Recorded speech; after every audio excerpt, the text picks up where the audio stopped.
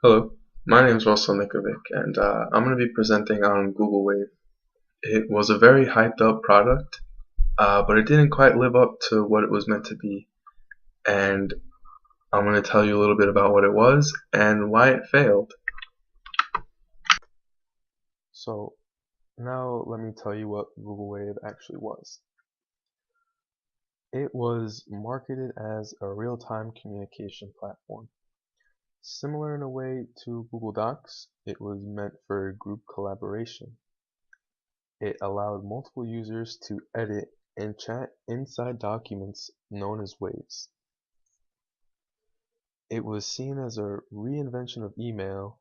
Uh, However, as mentioned before, it was more similar to Google Docs than to Gmail. It lacked some of the basic features of email that I will talk about later. Part of what it was meant to do was to remove the hassle of creating a document with multiple people through email.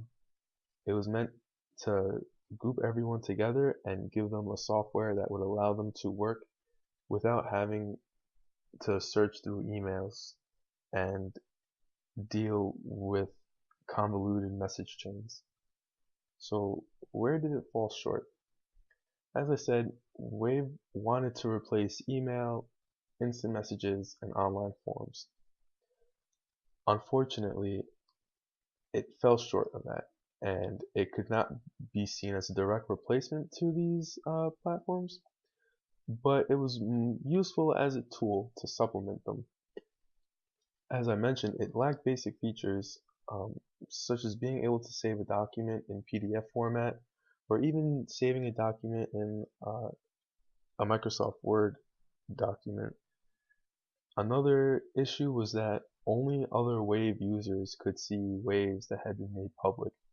So you couldn't share it on your company's website or on your own private website for others to see. They had to be members of Wave in order to see these documents.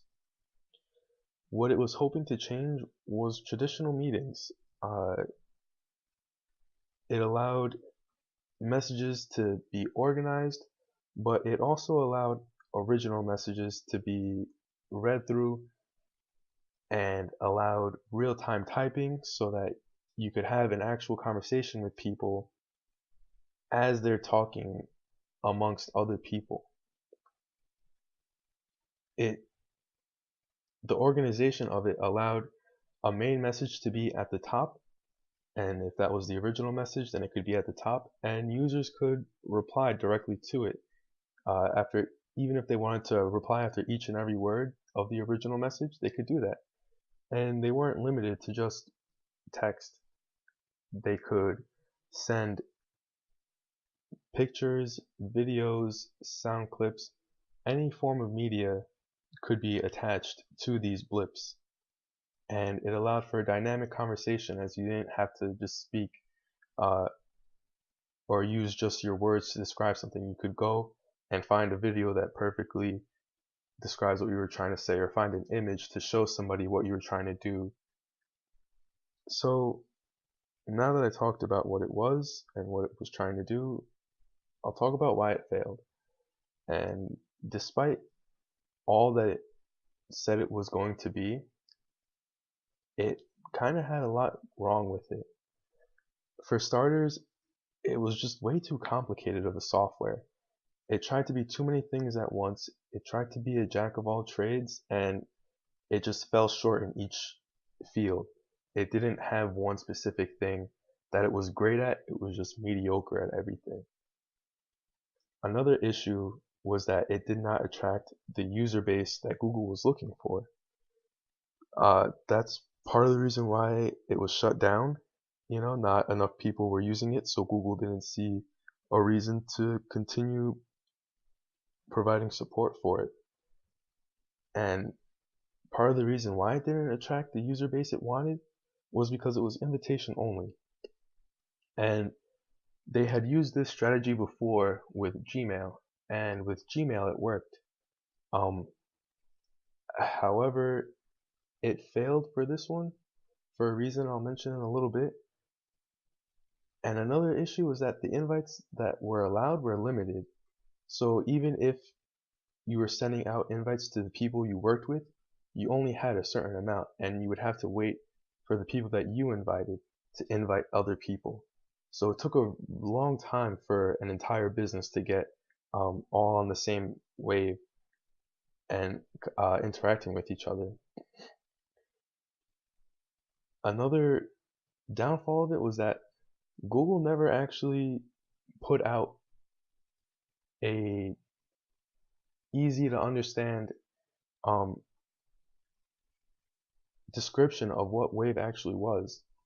They kind of just used really vague words such as revolutionary or groundbreaking, but never really talked about what it would do.